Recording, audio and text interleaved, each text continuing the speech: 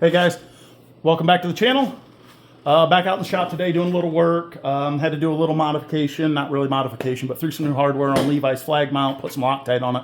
Man, that thing rattles like an old panhead Harley. It's nasty, it rattles everything apart. But we're gonna start rebuilding our Timberwolf. As you saw on the last video, or in our Silver Lake video, we lost a seat for it. Well, here's the seat that we built. Again, a couple of Home Depot outdoor cushions, end of the season clearance bucks. I think we have $8 a piece for those. There's 2 of them in there. Roll of duct tape, chunk of MDF, some ratchet straps, and some bungee cords. Got us through the weekend. Well, I ordered us a new seat. It's a little rough. eBay special. It is an OEM Yamaha, but as you can see, it's tore up pretty good. But I believe the foam's going to be okay in it, which is the important part. I've looked for a bunch of these, and I did a week or two of shopping on these. What I kept finding was guys are wanting $100, $150 for them with bad seat foam. Well, the problem is with the bad seat foam is from Moose, you can order new seat foam. The problem is it's $100. So if you buy a seat for $150 or $100 with bad foam, you're going to have another $100 in it. Let me shut this door. You're going to have another $100 in just foam.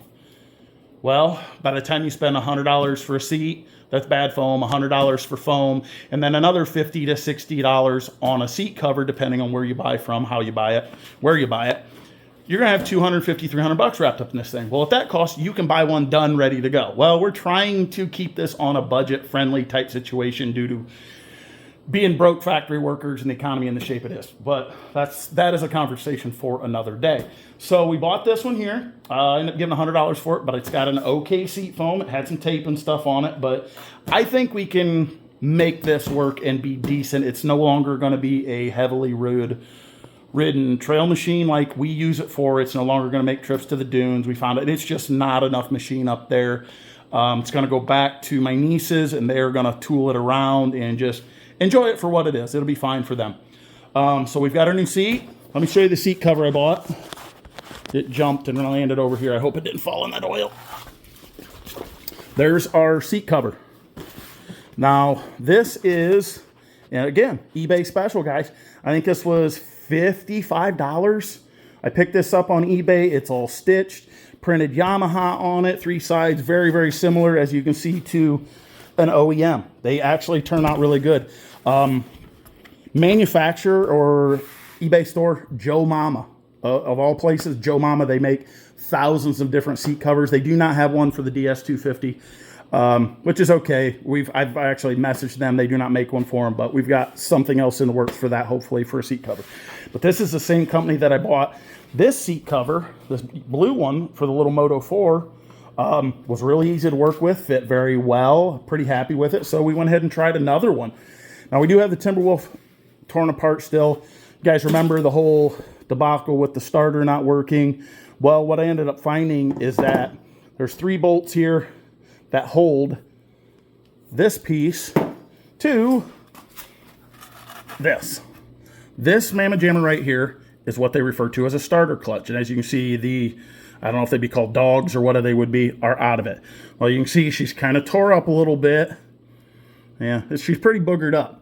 But this sets up against this main gear back here, slides in, and then it's bolted to the back side of this flywheel, which is your magneto flywheel. There's your magneto. It all slides together. Well, we've got this part ordered from Partzilla. Should be here hopefully this week sometime. We'll add on to this video and kind of give you an update of what's going on there. Give you a put back together. I kind of challenged myself a little bit trying to get it apart. It'll work. It'll go back together, and it should fix the starter problems, which should, in help, remedy some of the clutching issue, not so much clutching issues, but transmission issues we were having with it, getting stuck in gear because we'll no longer be bump starting it. Won't be putting that pressure on it.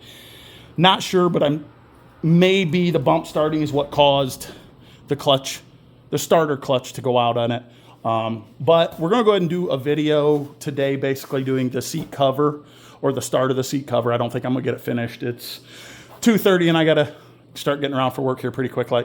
But we're going to go ahead and we are going to do a video on this. as part of this as the seat cover. We'll do a complete, might do a time lapse on it or something. Haven't really decided yet, but we're going to get you a quick start on this today. And then probably try to get out here maybe tomorrow and get it finished up because, like I said, I do have the parts. So we'll catch you in a minute. We'll decide what we're going to do setup-wise and go from there. All right, guys. Another day, back out in the shop again. Still working on this little 250 Timberwolf. Haven't got the seat done yet. Still working on that. Been a couple of days. Got my parts in, though, to put the starter, clutch, and everything back together. All right, so here is our new starter clutch. Very similar to the old one, but not tore up. So you can see I've got one of the dogs in. Not sure exactly what these do, but what there is there a little hole there that one of these small springs here drops down into. Then these little caps here. Nothing fancy, nothing special. They got a hole in there, and then the spring slides in there. Then the whole assembly slides down in that hole, push it down in, and then this dog sets. I'm going to go ahead and get the rest of these done, and then we'll get the bolts out and get it bolted onto the flywheel itself, and then we'll start reinstalling. Okay, so we got it all put together. We got all three of our little dogs here. Now this, I did not put this back together with any oil due to when it goes back together in the machine, it is an oil bath setup. It is a wet location. So we'll set this on there. Yep, just like that. Then these three bolts are going to drop down in. We'll throw them in, torque them down. No idea what the torque spec is, but we're going to give it a little about that. Here's the old bolts that come out. You can kind of see how the lower portion of it, where things came loose and they stripped themselves out. There was one broken bolt. I did have to drill and run an easy out to get it out of the flywheel itself. Not a big deal, just took care of that. One of these dogs, yeah, this one. I don't know if you guys can see it. Yep. See the flat spot on it? Don't know if that's where the main cause was, but when I pulled this apart, there were springs kind of laying. Everything had come apart on it. Not sure exactly how it all happened, when it happened, but we'll go ahead and get this all buttoned up, put together, and then we'll throw it back in the machine, hopefully get this thing buttoned up. Don't know if I'll get it all done today. Kind of running short on time again due to having to go to work, but you'll have that. Got us a brand new OEM Yamaha gasket, so when we put this back together, it shouldn't leak, all that good stuff. But I am using all OEM Yamaha stuff. Kind of the nice thing about today's age, you can get online, get on Partzilla, Part House, any of those places, and look up your microfiche schematics on this stuff, look at exact part numbers, see breakdowns of stuff. Makes life doing some of this kind of stuff pretty easy. Man, this thing is chewed up.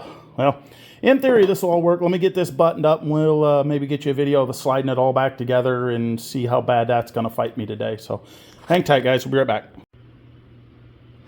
All right, so here we are back on the side of the motor. Main gear back there, we showed you that. Now, I did mar up the end of the crank here. You can kind of see here. I boogered it up trying to use the wrong puller. Pulley puller. I tried a 3-jaw puller, ended up using this here, but I didn't have long enough bolts, and it kind of boogered some stuff up.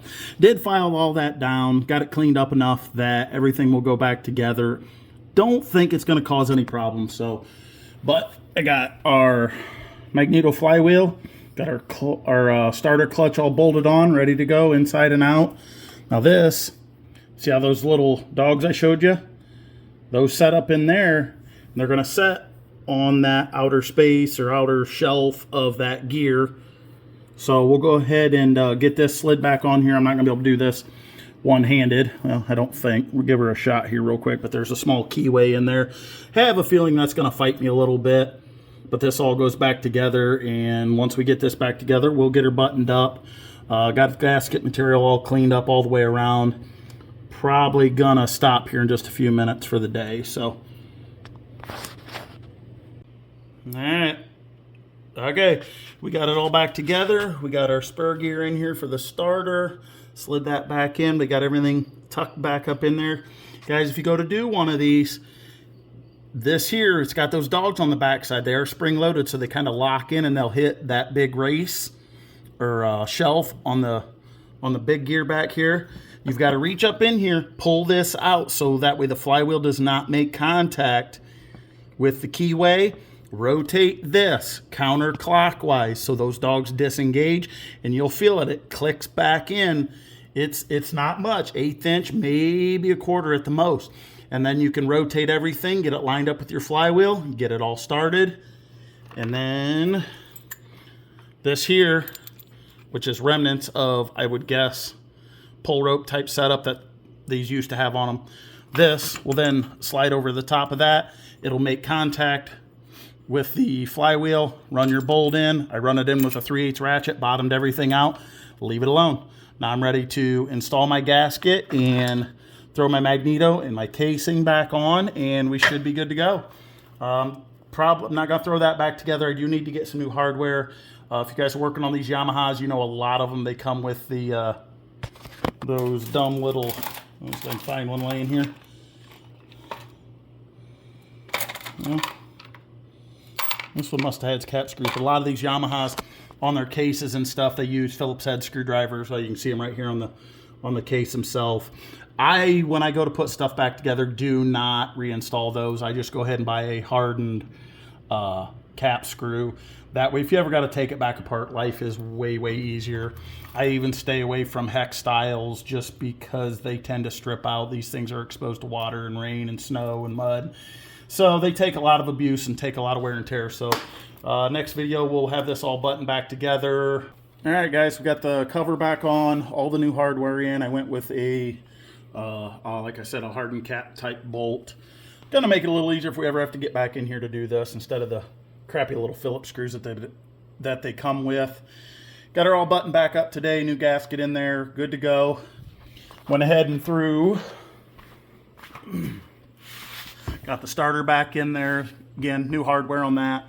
Haven't worried about hooking battery or anything up, doesn't have oil in it, so we're gonna go ahead and move on to the seat. And we got this all set up. Got the GoPro set up, so we're gonna go ahead and do a video on this also at the same time. So, all right, we'll cut to that. All right, so I got the seat flipped upside down. This isn't where I'm gonna work on it, but as you can see, this is all staples all the way around. The whole thing has a line of staples that run all the way around. That's the only thing that actually holds these seat covers on to the pan. Now, if you go to do one of these, your Stanley, whatever, manual stapler will not work. It will not drive the staples through this very, very, very tough plastic.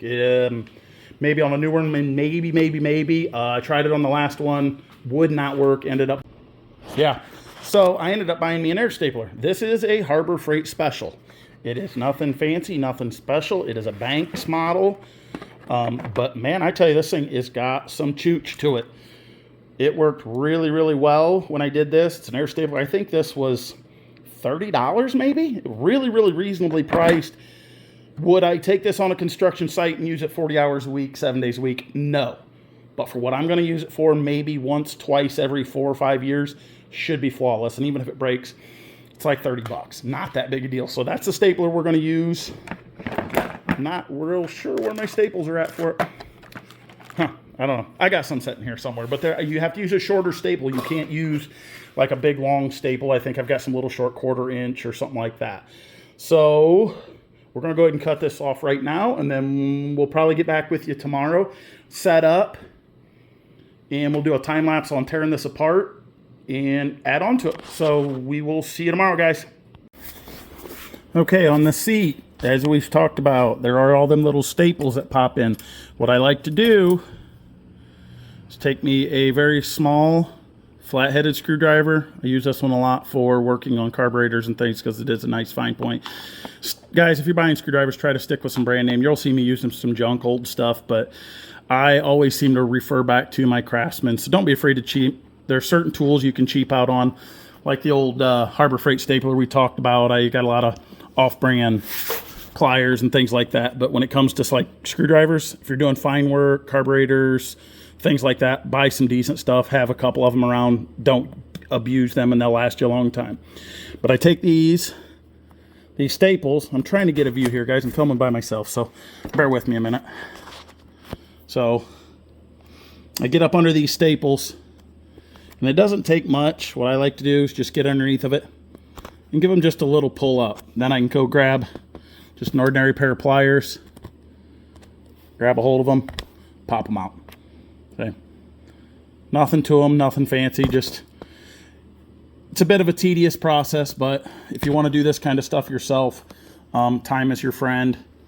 You know, as I have told people for years, my back's a lot stronger than my wallet, so you know, don't know a lot about anything, but I know a little bit about everything. So we'll cut back here in just a bit with this all stripped out and ready to go, just because it's going to be a tedious process. So bear with me, guys. Well, there it is, all stripped out, ready to go. Yep, took me about, I don't know, 10, 15 minutes maybe. So not too bad, pretty easy. Just a little tedious, a little time consuming. Let's take a better look at this foam. Does have a few wear spots here. Overall, not upset with it. Not bad at all. I think what I'm going to do before I recover this is I'm going to take duct tape. I know, don't crucify me. I'm going to put a big strip of duct tape across here, and then I think just a couple of nice spots across here. I might even wrap this edge so that it's not as sharp, so I don't have to worry about it tearing it up. Like I said, not going to be a highly rode machine. If I was going to do this, and you know, this was going to be one of our main machines, I probably would have went to a little different setup and put new seat foam on it. But as we talked about earlier, cost, trying to do this on a budget, not really even my machine. So we're doing this just because we borrowed it, had some issues go wrong. I want to make sure when it goes back it's right so they can enjoy it for what it is. Let's grab our seat cover and slide it on there real quick. Oh yeah, a little goo from setting here, but yeah, I think that'll work. All right, so we got our seat. Here it is. Like we said, it's got the big crack in it right here. What I'm going to use is kind of this big wide Gorilla tape. That's all it is. I don't even know where it came from. Wife had it set in the house, so we're going to go ahead and use this. What I think I'm going to do is we're going to run a strip across here all the way over. I might even wrap the edge a little bit because it will cover, so it'll just provide a little more protection. I've seen these not have anything done, and the seat covers will work their way down in and eventually create a bad spot in the seat cover. Happened in us years ago running snowmobiles and things like that. So we'll go ahead and try to get this taped up and get started on this cover. Hopefully it doesn't take too awful long.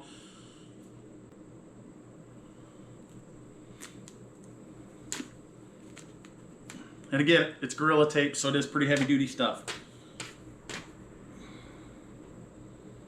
I think we're going to go here. Yeah. I think I'm going to do it like that.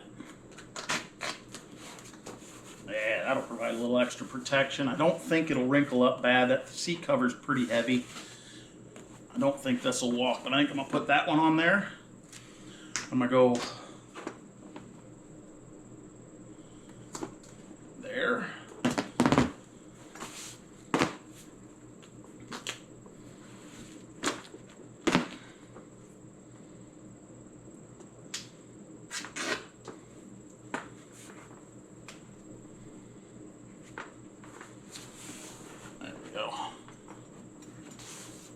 And if I put another one of these on here, I don't know if I'm going to end up running all the way over. I might go ahead and do all of this just to cover these little bad spots that are here. I don't know. We'll see. Plenty of tape. You know what they say, if you can't duck it, something.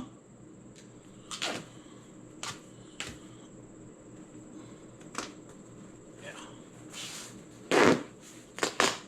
Actually, guys, when I was in school, I had a 1980, I don't know, it was 85, 86 Kawasaki Bayou, just like the one we've got sitting here in the shop. And again, old machine, set outside a bunch. Didn't really take care of it. It got abused quite a lot. Those of you guys that watch my channel know me from years ago know it got abused pretty hard. But it was so bad at one point, the seat cover was on it, the covering on it, and of course this was pre-eBay and Amazon and all that kind of stuff, so you couldn't just get online and order a new seat cover. It was all OEM stuff. There wasn't a lot of aftermarket out there for things like that. It got so bad at one point, I actually took a feed sack and I covered it with a feed sack, not a cloth one of the nylon ones. And this would have been back in the probably early 90s. I covered it with a feed sack for a little while. That actually held up a lot better than I anticipated it doing. And then for some odd reason, my dad come up with a set of, he come up with this big chunk of rolled flat rubber, almost like inner tube. And I actually ended up recovering it with that, and I think that's what was on it when I got rid of it. But man, that rubber held up great.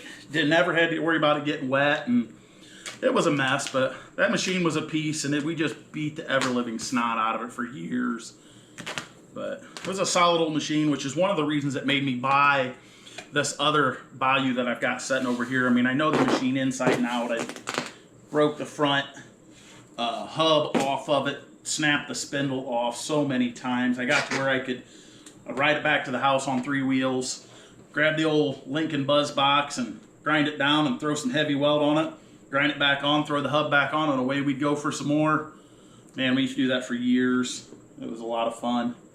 But doing stuff like that's what kind of got me into wrenching on things in the first place. You know, when you're broke and don't have nothing and you want to go riding, you do what you got to do to get yourself back out on the trail. So that's what we did. Poop. Sorry, I'll use it.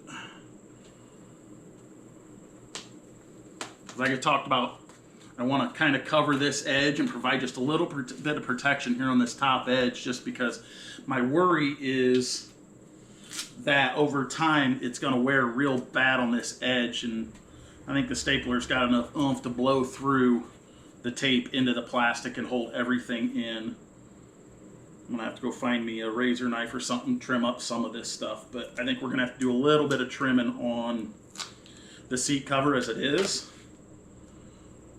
Yeah, I think it's going to work.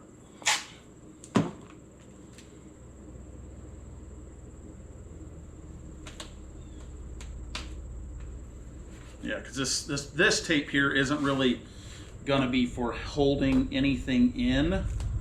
This is just another layer of protection. Yeah, I'm going to need it. Hang tight, let me grab a razor knife. There we go.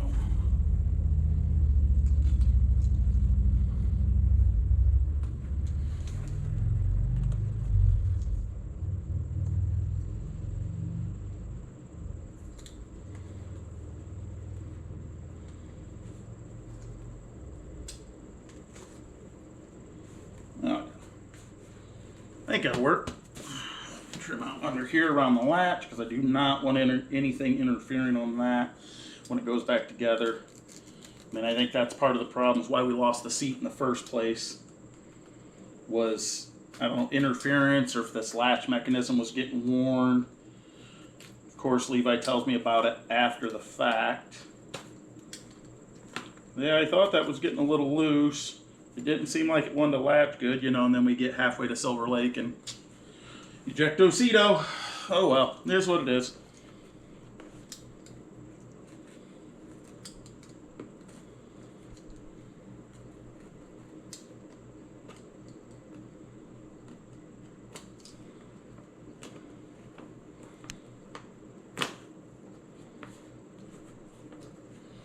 All right, I think that'll work, all taped up. Alright, there it is. All taped up, front, around the center, got all of them covered. I think once this is covered, you won't even notice that. It'll make a pretty doggone decent seat. I think it's going to work. It's going to have to work at this point. Now guys, when you put these together, what I like to do, and what it tells you in the instructions when you get these, is start here at the top. Right here in the dead center. Now, granted, you're facing the seat portion. And you're probably not going to see a lot of this because it's going to be hard for me to do and do a good job and kind of keep you shown. But this first staple or first little bit of stapling you're going to do, it's kind of your key component because it's going to be the basis of where your cover is going to set for the whole thing when it's all said and done. Now I noticed, like when I did the last one, I was a little concerned at this center section here on how much it was fluffed up when I started pulling on the back. But as I pulled the sides down, it laid down in there, and man, that thing is solid now that it's in. Man, I really like where that's at right there, actually. Make sure we're centered up. Harbor Freight stapler. That's the one I was telling you about. Oh, that's going to be a little aggressive.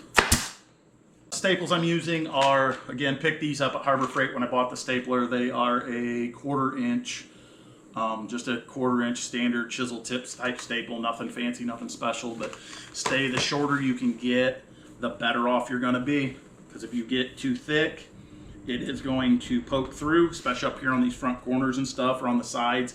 You'll have them poking through, and makes for kind of an uncomfortable situation for riders if they start getting stabbed in the legs with staples. Yeah, there it is. So I'm going to shut up and try to see if we can't get this knocked out here.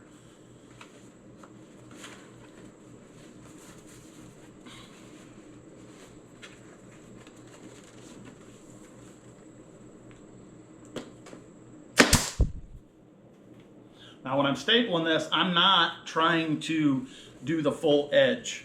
I'm just working on trying to get everything good and secured, because then I could always come back. Missed a staple yesterday, or when I pulled it all off. No big deal. Still got my pliers and stuff set in here. Get that one out of the way. I keep those tools close because I have been known to have to come back and pull staples and that kind of stuff down the way. Redo some things. I'm not a professional at this. I've done one. This is my number 2. But I was confident enough after doing the first one to say, screw it, let's try another one.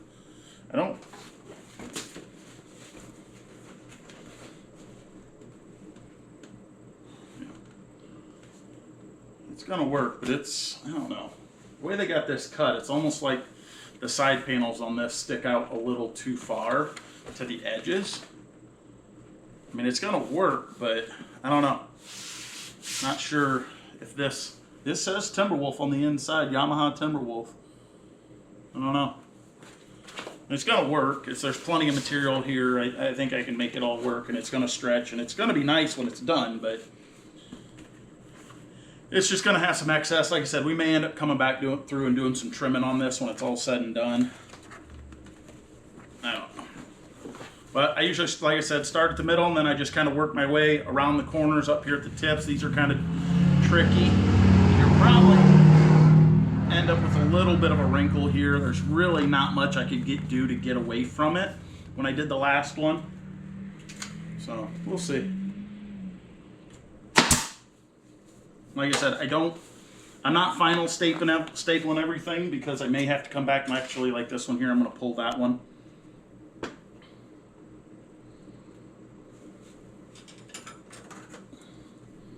I mean, probably if you had a set of, like the teacher staple pullers that they use for bulletin boards, would probably work really well to have handy for something like this.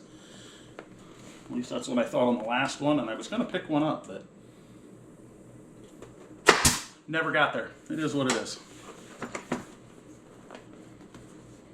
I may not always have the right tool, but I usually have a tool that will work, that I can make work. And you know, when you're rolling on a budget, and you know, as you guys have seen my shop, I'm not the most organized person in the world, but it is what it is. Plan is to get this Timberwolf done and then move on. I do have to get, Levi's has developed an oil leak, and I think it's remnants of the chain issues he had here a couple weeks ago right before we went to Silver Lake, but I do have the parts, the new sprocket and all that stuff set in there to do that. So I think as soon as I get this done and buttoned up and out of the way, probably tomorrow I'll be able to get the fenders and whatnot on it and throw some oil at it and see if we can get this started. I do need to do a carb clean on this too. Comment below, guys, if you want to see carb cleaning and things like that. Well, we're kind of all over the place on our content in this channel. I mean, if you guys watch the tractor stuck video last week, was a pretty good one. It's getting pretty good traffic. Yeah, I don't know. I think I'm almost going to need to pull this back and staple here and then pull the sides. That's what I'm going to do, and if it don't work, I'll pull it apart and redo it.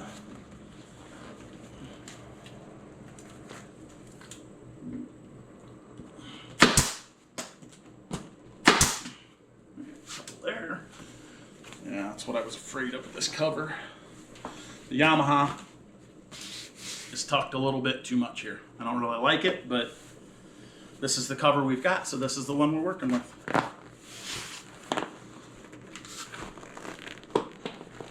I'm sure a lot of guys that do this and they try to do it on a bench or a table. I found some of this kind of stuff, I'm better off doing it freehand, because if I do it freehand, I can use my legs and kind of hold things, which is what I'm doing now.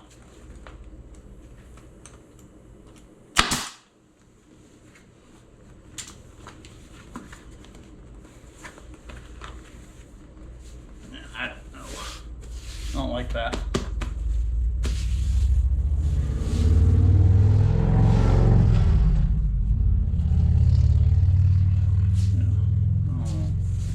I'm going to go ahead and hook this side. I may end up pulling that front apart and redoing it.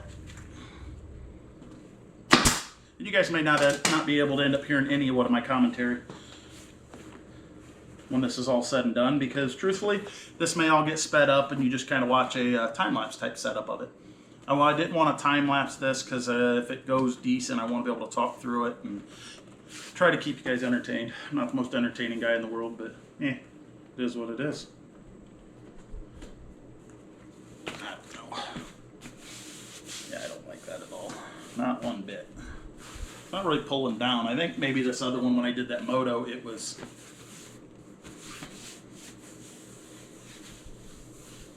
it might have just been warmer, so the material was stretching a little bit. And like I said, I'm not wild about the way this thing fits. Not even a little bit, truthfully.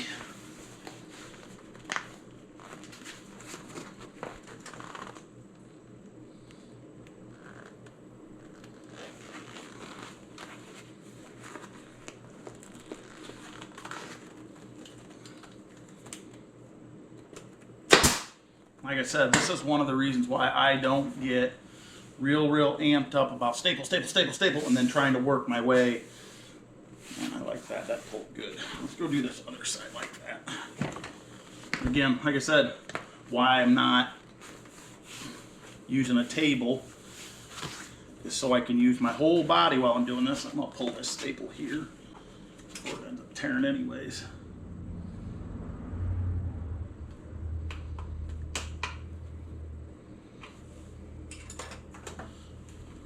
Generally on these, like when you saw me pull them all apart or show you after the fact that it was all unstable, there's hundreds and hundreds and hundreds of staples on these things that hold them all together and hold them all into position. Man, that is just not, I don't know. Let's go ahead and hook this. And I'm sure there's somebody out there on YouTube, the internet, that is going to make me look like a total moron doing this, but you know, like I said, we roll on a budget around here, pretty regular. If money was no object, I probably would have either bought a brand new OEM seat or would have took this to the upholstery place in town that does seats for trucks and cars and stuff and said, hey, throw a seat cover on that for me. And then it would have been money. Yeah. Yeah, it's got a pretty good wrinkle in it. I just don't think that's going to work its way out like I want it to. No matter what I seem to do, I can't seem to get that pull that I'm looking for.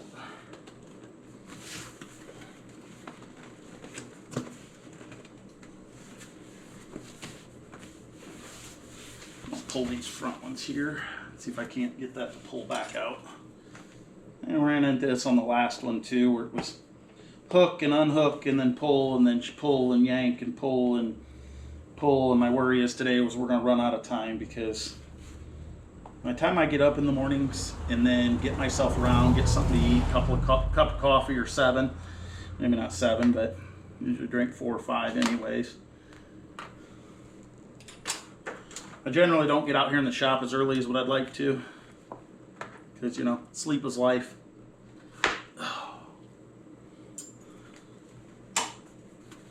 So I usually don't give myself enough time out here. That's why I enjoy wrenching on my days off, is so there's no finish, but we've been busy last couple of weeks on the weekends.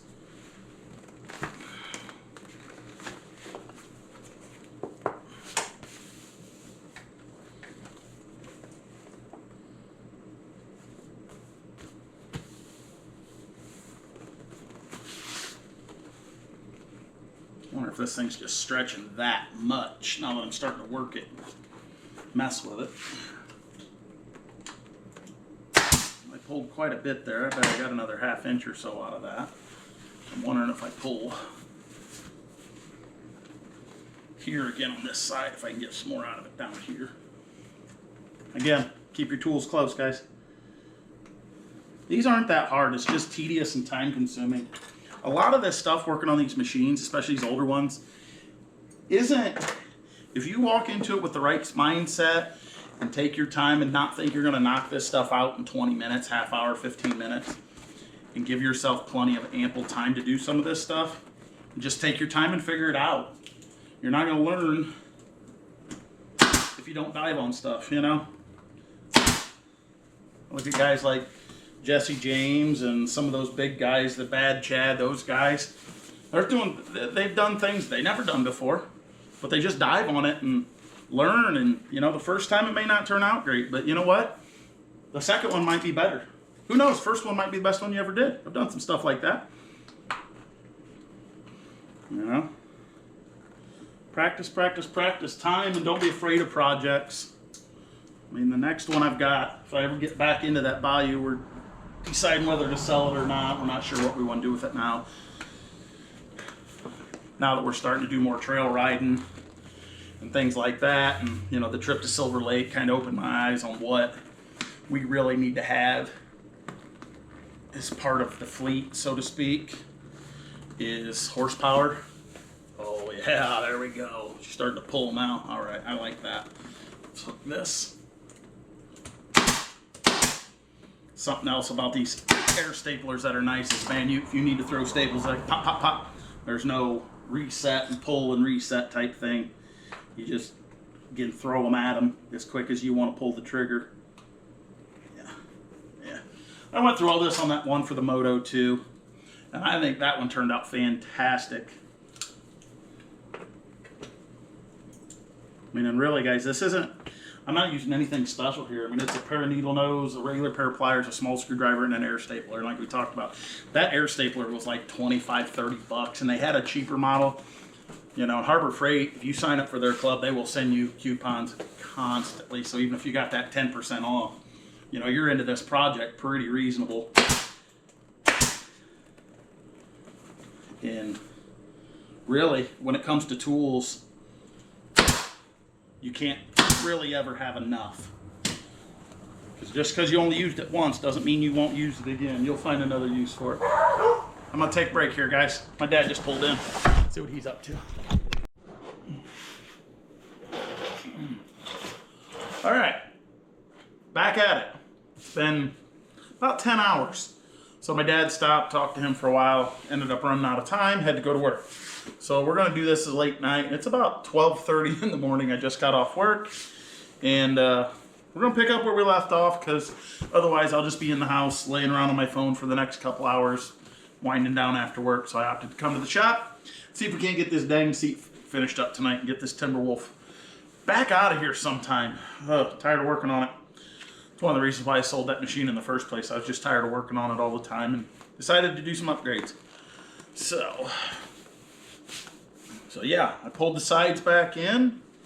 I'm going to give this a good pull and staple it. And I think that is going to be what it's going to be.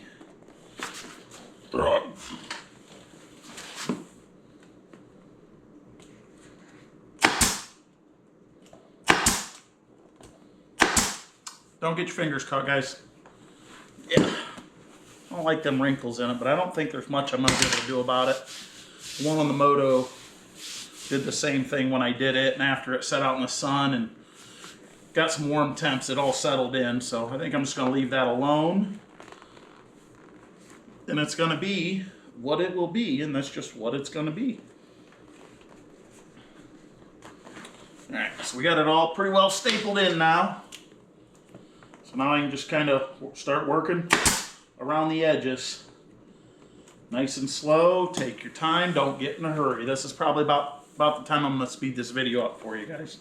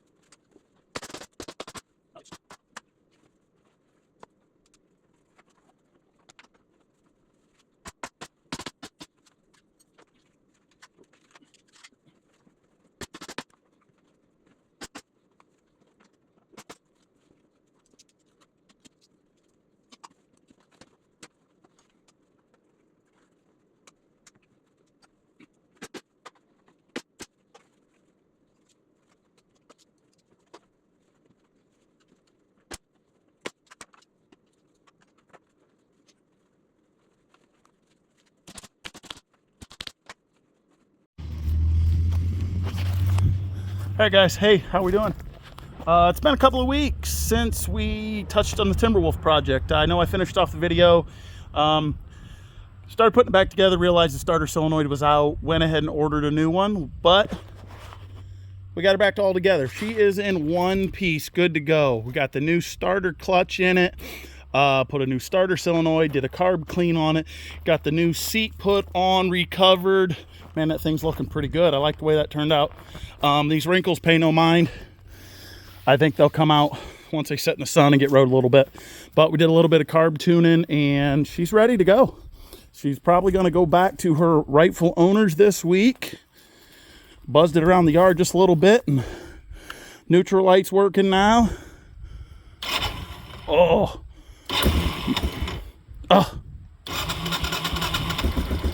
There it is. There it is, guys.